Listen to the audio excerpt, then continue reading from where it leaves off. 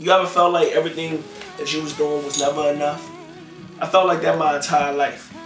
My dad, in certain situations, is responsible for my success and my failure. I take responsibility, of course, but growing up, because he wasn't around, you know, and in his time when he was young, his dad wasn't there either. So they say you parent how you was parented. You know, he would tell me how his dad wasn't there, so he did a good job. He came out pretty decent.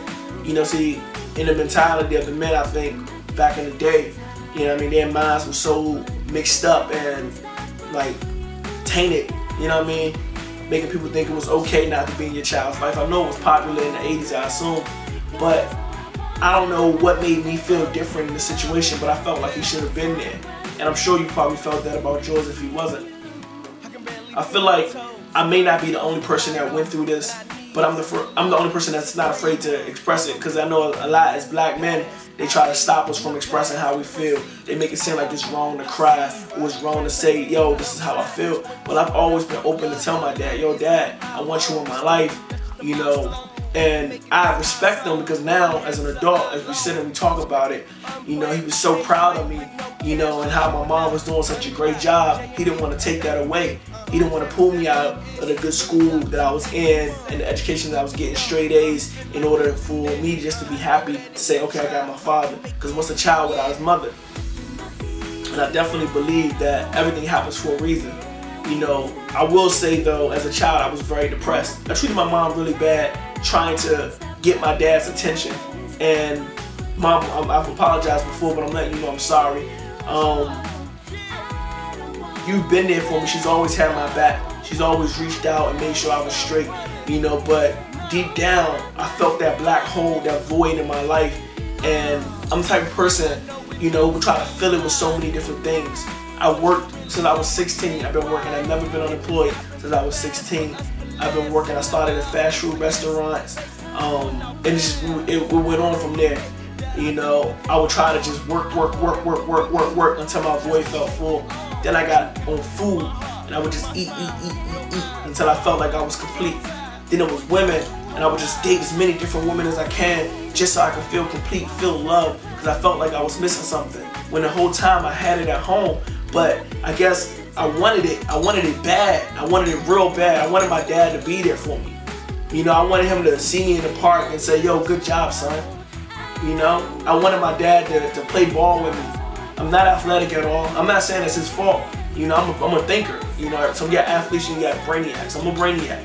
You know, but it would have been nice, you know, when I'm in the park in Virginia, you know, a lot of Virginia families, if you ever been out there, you don't see many single parents. You understand what I'm saying? So you see the fathers coming out to see their kids in the plays and things like that. And in VA, we was real active. We was in shows. I was learning to square dance and all types of crazy stuff. But my whole point is, I wanted my dad bad. You understand what I'm saying? By the time I got to high school, I was popping painkillers like it was Skittles, and it made me feel complete. But you gotta understand the childhood that I went through. My sister being molested at 12, me and my brother being held responsible for it because we were the men in her life. You know, we tried our best to protect her from the situation, but it happened. I was naive to the situation, but you're gonna have to download the album to hear the rest of that story. Big thanks to my brother. He raised me to be the man that I am today.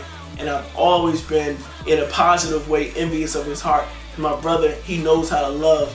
And I respect him because he has the love of God, you know, in his heart. And he loves like God loves. And I really respect you, bro. I just want to say thank you and I love you. Real quick, I want to say thanks to my mom for always being there for me, always having my back, always being supportive, letting me use your living room and the basements at all the houses we didn't live in. We moved around a lot for my music and never telling me that I couldn't do it. Always being supportive and having my back. Mama, I appreciate you and I love you so much. I want to say thank you to my sister for always being my hype man, always being my boost, my support system, always having my back. You know, she's actually the reason why I even started making music. You know, hearing her rap, my sister would just flow. You know, like she, like, in my opinion, one of the best MCs alive. You know, she inspired me to even get into this music, and I want to thank her for that. I want to thank my dad, even though you know he wasn't there growing up. I want to thank you for not being there, because I think if I had life a little bit easier than everybody else, I'd be spoiled and I wouldn't appreciate the little stuff that I had. I want to thank my wife for always holding me down. Even though we don't get along and we separating, you know, you always had my back. And I appreciate you. Bridgestone Entertainment presents The Life of the Kid 2 coming this fall. You pledge $10, you get a copy of the CD autographed by me. $20, you get a copy of the CD and a poster. Look forward to you pre-ordering the CD. Thanks. Mama always working, they thought I was a clown, so I joined the circus. I got diamonds all on my mind, rock them stages, move them circus. I swear I keep on working even when they close the curtains. You put your hands up, cause you gon' feel this when you hurtin', cause every track